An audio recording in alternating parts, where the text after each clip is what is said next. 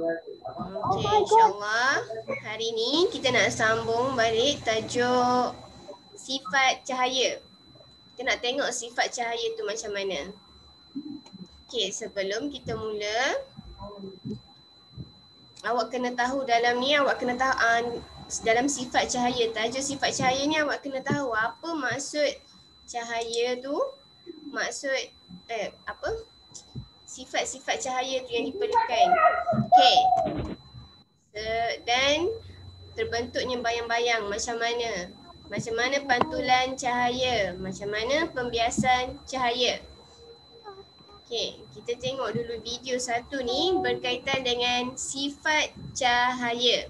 Okey, semua mute dulu. Maklumat takut nanti dia tak dapat dengar. Okey.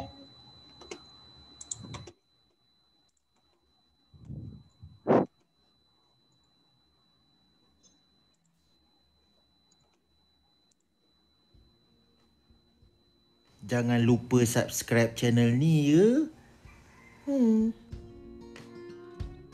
Cahaya bergerak lurus. Tengok ayat pertama dia kata cahaya bergerak lurus, tak ada bengkang-bengkok.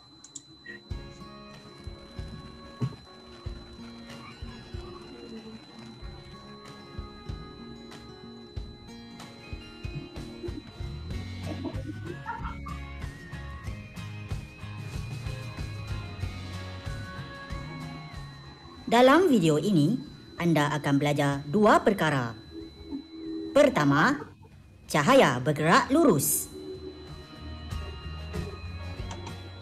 Kedua, kejelasan bayang-bayang objek.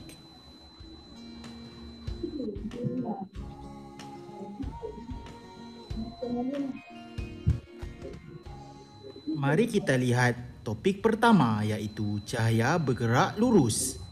Lihat animasi ini.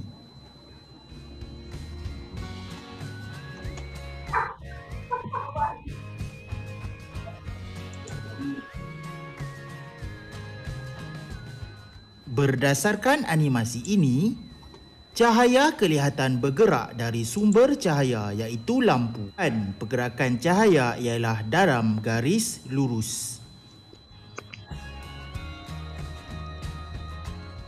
Jadi, bagaimanakah kita hendak membuktikan kedua-dua pernyataan ini? Bayangkan di hadapan anda terdapat sumber cahaya. Anda ada dua keping kadbod dengan lubang di tengahnya. Kadbod tersebut disusun dalam satu garis lurus. Lihat, anda masih nampak cahaya dari lubang kadbod. Apabila satu kadbod digerakkan, cahaya yang kelihatan pada lubang di tengah kadbod semakin hilang.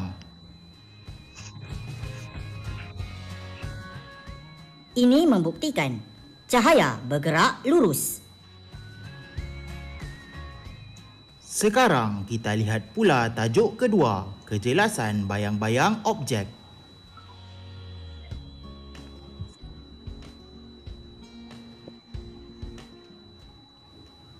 Bayang-bayang terbentuk apabila cahaya yang bergerak lurus dihalang oleh sesuatu objek.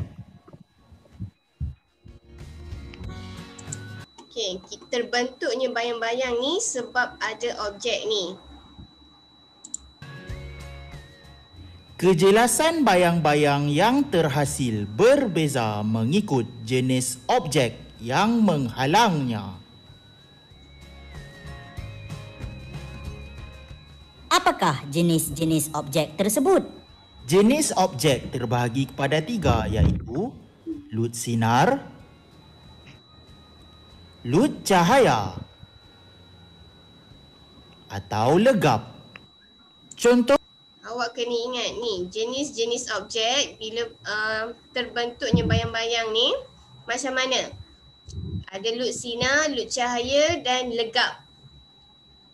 objek lut sinar adalah plastik jernih, lut cahaya adalah tingkap rumah dan legap adalah kotak.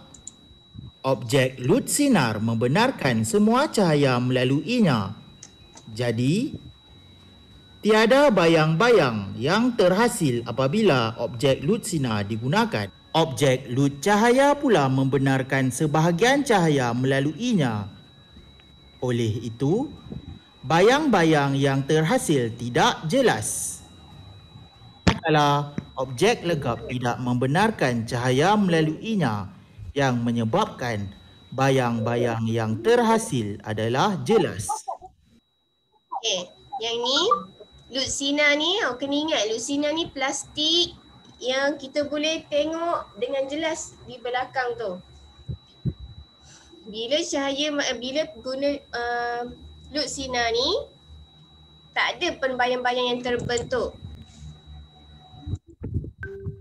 Okey, kalau lut cahaya, dia kita nampak tak sejelas lut sinar ni, tak sejelas, tak betul-betul tak jelas yang macam lut sinar. Tolong mute boleh?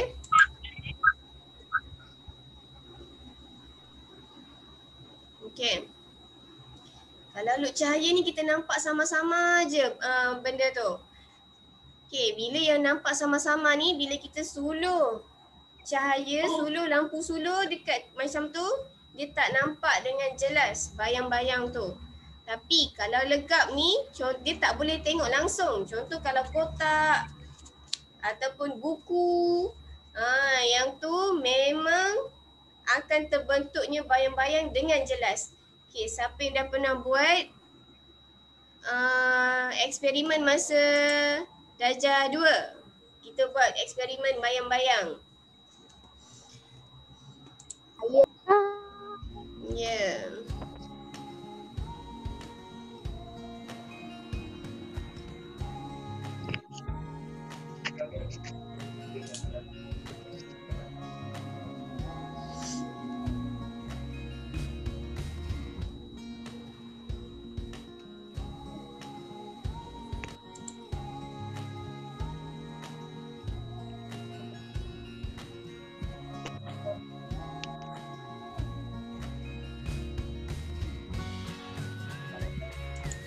Okey, ni. Cahaya bergerak lurus.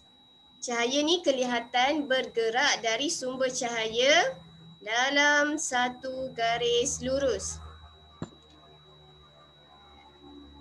Kejelasan bayang-bayang objek ni, kita nak nampak jelasnya satu objek tu. Kalau kita guna lut sinar, kita tak ada pun nampak bayang-bayang yang terhasil. Kalau lut cahaya, bayang-bayang tu tak jelas. Dan kalau legap, bayang-bayang tu jelas kita nampak.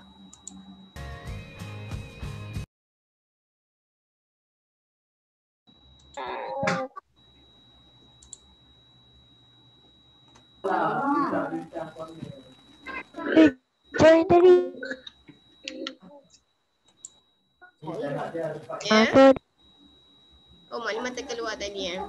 Sorry, line tak okey.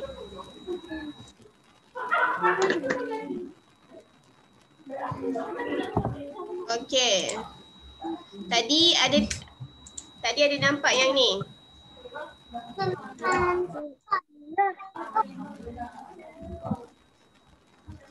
Okey, yang ni awak kena ingat.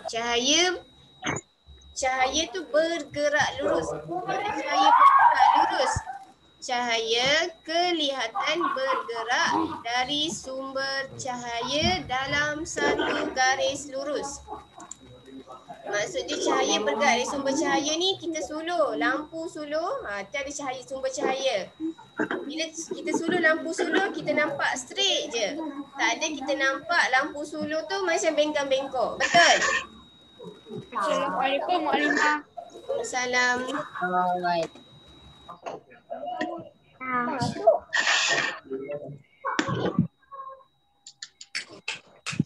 Okay. Contoh yang kita boleh tengok, ada pada apa? Cahaya bergerak lurus ni. Kalau tengok cahaya daripada lampu kereta. Bila awak naik kereta malam, kita buka lampu lampu tu ada tak dia macam kejap ke kanan kiri ataupun dia tak straight macam tu? Ada tak? Tak ada kan? Bila bawa apa? Kalau kita buka lampu kereta dia terus straight dia sulur kat depan, betul? Betul.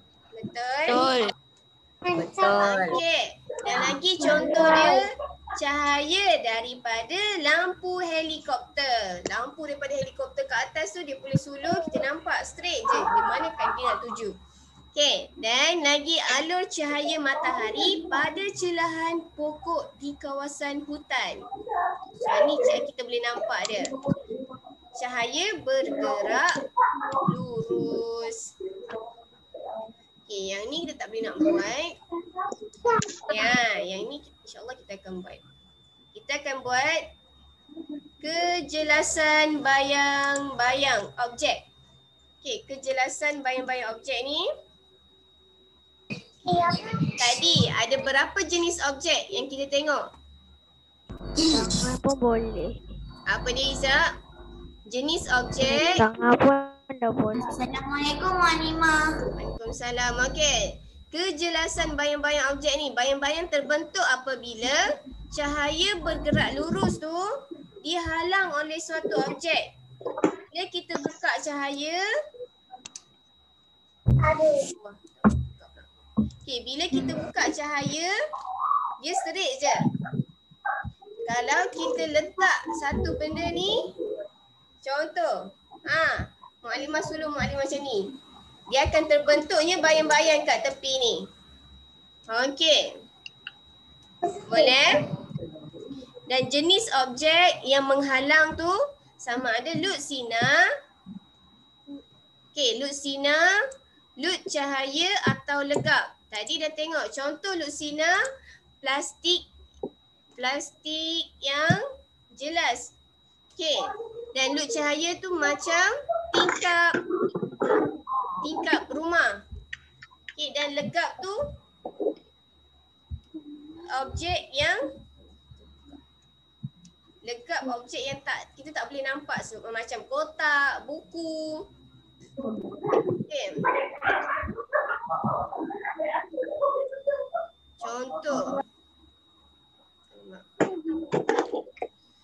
Contoh kalau Mukadimah tunjuk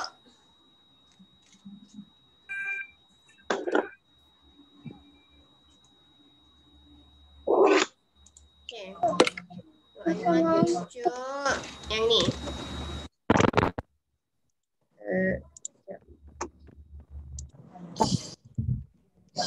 Okey.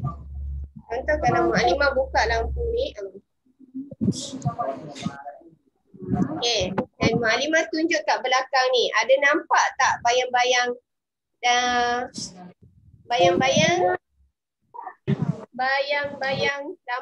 bekas ni? Penutup ni. Ada ke? Tak ada. Ni sikit.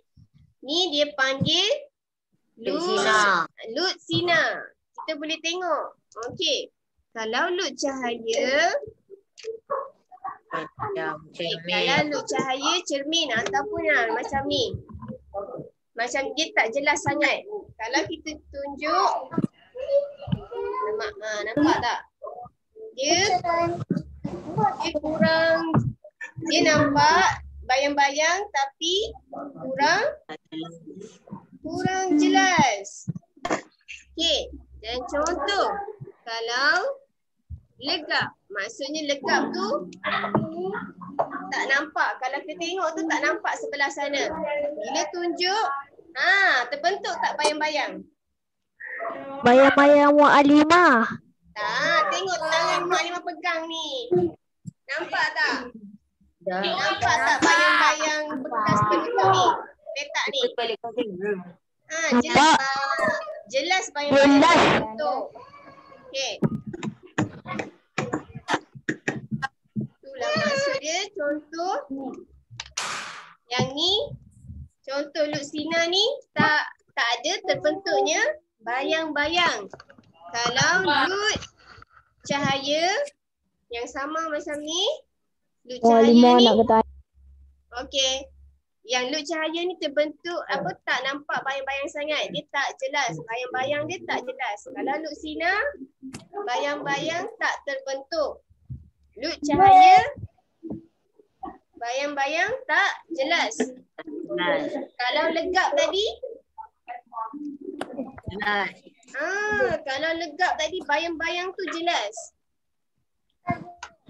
Okey.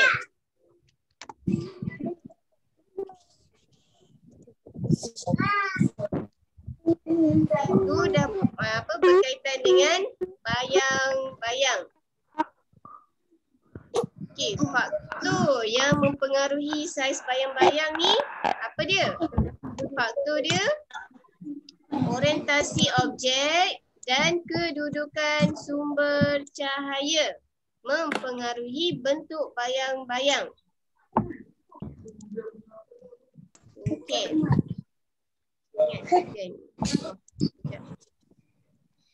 Okey, untuk pantulan cahaya kita tengok video ni dulu.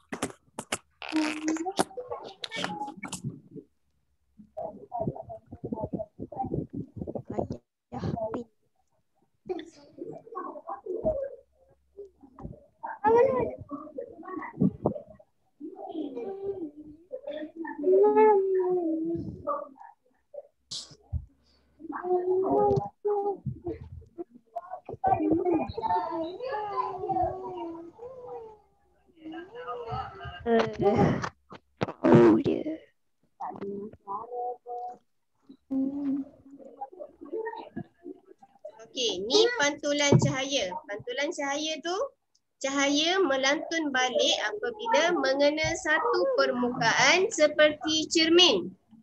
Okey, kalau kita tengok cermin tu, kalau contoh awak tengok awak dalam cermin, ada tak pantul benda lain?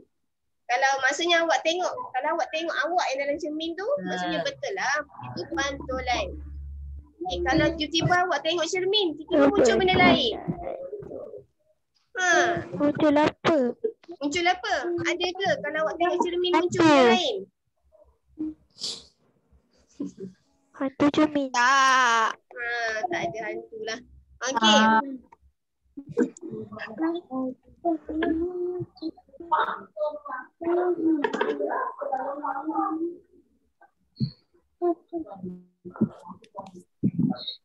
Ni contoh pantulan cahaya.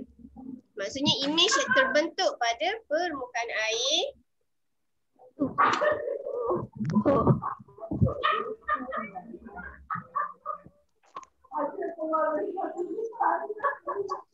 Okay. Awak ingat kalau pantulan cahaya ni dia kita nampak balik imej yang sebenar tu dalam contoh yang ni pada permukaan air, pada lantai berjubin, pada permukaan logam. Dan pada cermin tu ia juga imej awak terbentuk pada permukaan cermin. Sebab tu juga salah satu pantulan cahaya. Ya Allah.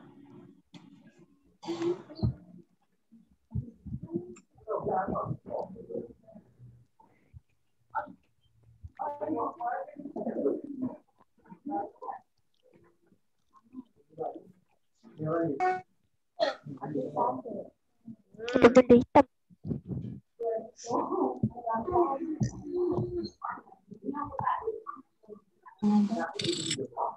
Okey, ni kegunaan pantulan cahaya. Kita boleh tengok cermin kita boleh tengok kita pada cermin muka. Lepas tu periskop. Periskop ni ada pada apa? Ada pada kapal selam. Periskop ni diguna pada kapal selam. Bila dia duduk bawah air, dia guna periskop tu untuk tengok atas permukaan air. Dan ni periskop tu bentuk dia. Dia ada cermin dekat setiap penjuru. Bila pantulan mata tengok sini, Image tu dia nampak image. Sebab image terbentuk pada cermin yang sini. Okey, boleh.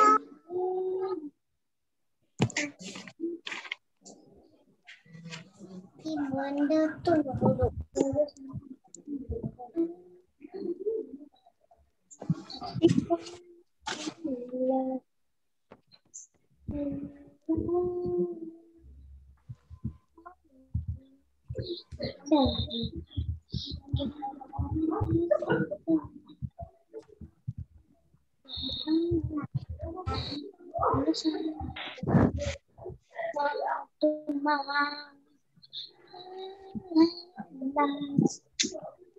mana Mualimah? Apa? Ada. Kenapa suara Mualimah tak kuat? Suara Maklimah tak kuat? Suara video bunyi kuat tak? Tak dengar langsung. Tak dengar langsung? Boleh. Bunyi apa-apa langsung. Daripada awal ke? Ya Allah. Saya tak dengar apa dekat video tu. Okey, sekarang dah dengar? Adalah satu fenomena di mana cahaya melantun balik apabila mengenai satu permukaan seperti permukaan cermin. Terdapat Tak jelas pelbagai sangat. contoh pantulan cahaya yang berlaku dalam Dah kehidupan kuat dah. kita. Dah maksimum. Antaranya ialah pantulan cahaya daripada permukaan air. Imej Saya dengar kuat sikit je.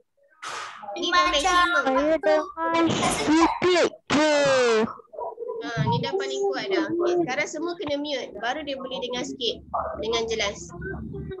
Gitu. Yang dalam video. Okay. Cuba mute dulu semua. Okay, ni Terbentuk pada pantulan permukaan cahaya tadi. Cahaya melantun balik Kedua, apabila pantulan mengenai cahaya cahaya daripada melantun permukaan balik. lampau selampau berjubing. Dan yang ketiga, imej terbentuk pada permukaan logam. Ini adalah 3 contoh pantulan cahaya yang berlaku dalam kehidupan kita. Ni contoh pantulan cahaya yang kita selalu jumpa. Imej terbentuk pada permukaan air, terbentuk pada permukaan lantai berjubing, lepas tu terbentuk juga pada permukaan logam. Apakah kegunaan pantulan cahaya? Antara kegunaan pantulan cahaya ialah kita dapat melihat wajah kita melalui penggunaan cermin muka. Selain itu, pantulan cahaya juga digunakan dalam alat dikenali sebagai periskop. Periskop ialah alat yang digunakan untuk melihat objek yang berada pada permukaan atas, sebagai contoh permukaan atas air. Periskop digunakan dalam kapal selam. Tentera laut boleh melihat objek yang berada di permukaan laut dan dalam kapal selam dengan menggunakan periskop. Terdapat 2 cermin dalam periskop yang memantulkan cahaya yang membolehkan objek dilihat daripada permukaan bawah. Ini adalah kegunaan pantulan cahaya dalam periskop. Ketiga, pantulan cahaya juga digunakan dalam kenderaan seperti kereta dan motosikal. Penggunaan cermin sisi kereta adalah contoh pantulan cahaya pada kereta. Kita dapat melihat objek atau kenderaan yang berada di belakang dengan adanya cermin sisi kereta. Okay, ni apa kegunaan pantulan cahaya? Kegunaan pantulan cahaya, kita boleh tengok diri kita pada cermin muka. Boleh tengok kat mana luka ke, nak picit apa semua kita boleh sentuh semua ni. Kita boleh tengok daripada cermin. Okey, lagi kegunaan pantulan cahaya ni ada pada periskop. Periskop ni dia ada pada kapal selam. Okey, periskop ni bentuk periskop. Dia bentuk macam huruf huruf S terbalik. Okey. Lepas tu setiap huruf Z terbalik, lepas tu di setiap penjuru ni dia ada cermin supaya apa objek yang kat atas tu dia boleh pantul pada cermin ni dan dia boleh tengok dekat dalam kapal selam tu. Okey, dan seterusnya untuk kegunaan pantulan cahaya ni cermin sisi kereta. Kalau bawa kereta ataupun duduk dalam kereta tu, kita tengok kat tepi cermin sisi, cermin tepi tu kita boleh tengok ada motor ke kereta yang daripada belakang, daripada tepi ni. Okey, boleh? Selain itu, cermin pandang belakang kereta juga menggunakan prinsip pantulan cahaya yang membolehkan pemandu melihat kenderaan yang berada di belakang. Pantulan cahaya juga digunakan dalam cermin pergigian. Doktor juga melihat. Tak dengar lah Ustaz. Tak dengar langsung ke? Tak, sebab Boleh dengar sikit-sikit. sebab bising. Semua mute. Okey, semua kena mute lah tu maksud dia. Bila semua mute, barulah dia akan dengar dengan jelas. Okey, mute. Okey, semua mute.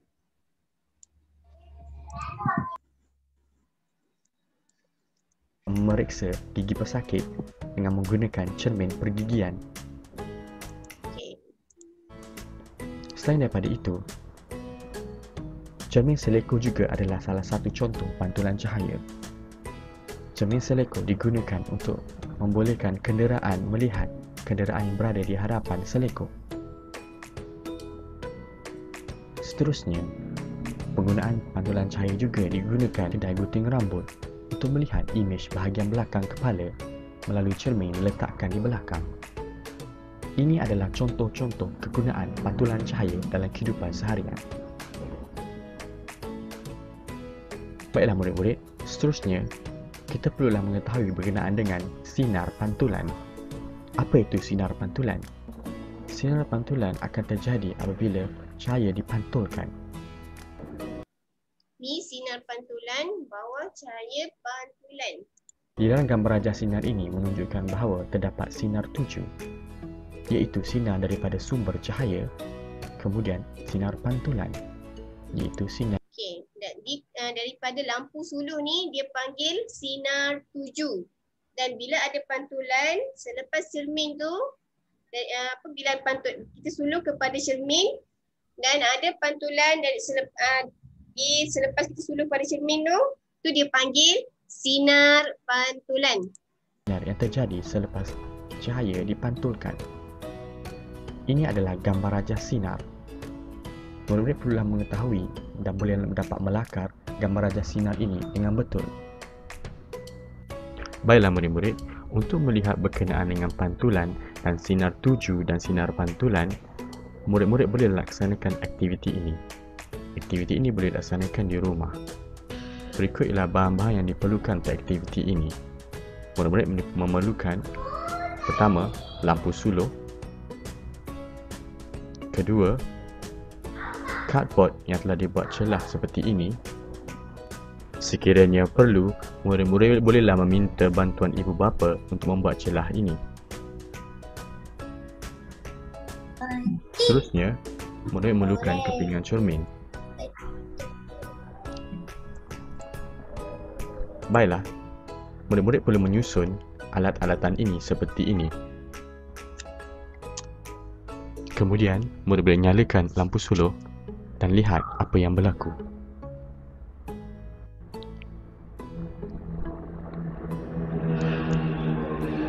Kemudian, murid-murid gerakkan sedikit lampu suluh seperti ini dan perhatikan apa yang berlaku. Bila suluh pada cermin melalui lubang yang dibuat Dapat tu, diperhatikan di sini bahawa nampak tak pantulan gambar rajah sinar pantulan terhasil. Dapat diperhatikan di sini sinar tuju, iaitu sinar daripada sumber cahaya, dan sinar pantulan, iaitu sinar selepas cahaya dipantulkan. Kemudian murid-murid ambil pensel dan membaris dan lakarkan garis sinar ini. Lakarkan gambar rajah sinar pantulan di atas kertas putih itu dan buat anak panah, iaitu anak panah daripada sinar tuju kepada sinar pantulan. Ini adalah cara untuk melakar gambar rajah sinar pantulan. Murid-murid boleh laksanakan ini di rumah. Seterusnya, pembiasan cahaya. pantulan cahaya. Kita guna, kena ingat apa, sinar tuju. Bila daripada cahaya disuluh pada lubang tu menghala ke cermin, terbentuknya sinar pantulan. Okey, pembiasan cahaya, yang ni yang maklumat Sarawak sediakan air bekas dengan pensel tu.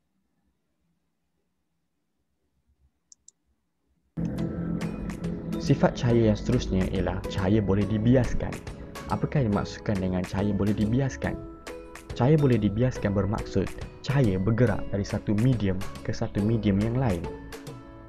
Apa itu medium? Sebagai contoh, penyedup minuman ini diletakkan dalam gelas berisi air. Okey, semua boleh tengok mana gelas atau bekas yang maklumat isikan. Lepas tu dengan air tu. Ada tak?